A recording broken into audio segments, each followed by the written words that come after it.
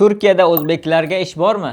O'zbekistonliklar endi deport qilinmaydimi? Hamma çalışma izni olishi mumkinmi? Bu tur savollarga aniq javobni aytamiz. Bilasiz, yaqinda Turkiyaga O'zbekiston delegatsiyasi tashrif buyurdi.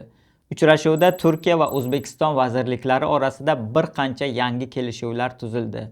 Kaçak, ya'ni noqonuniy ishlab yurganlar haqida O'zbekiston migratsiyasi agentligi shunday yozadi. Noqonuniy maqomda yurgan vatandoshlarimizni deportatsiyasiz legallashtirish amaliyotini davom ettirish, uzluksiz 3 yil yashab kelganlarga 1-martdan boshlab ilk bor ishlash huquqini beruvchi ruxsatnoma taqdim etish, Mehnat vazirligi huzurida ishkur tashkiloti tomonidan talab yuqori bo'lgan kasblarni markazlashtirib, migratsiya agentligiga talabnoma yuborish kabi masalalar bo'yicha bitim imzolashga kelishib olindi. Qisqachasi, qochoq statusida bo'la turib çalışma iznini kimlar va qaysi tartibda olishi haqida migratsiya agentligiga murojaat qilasiz.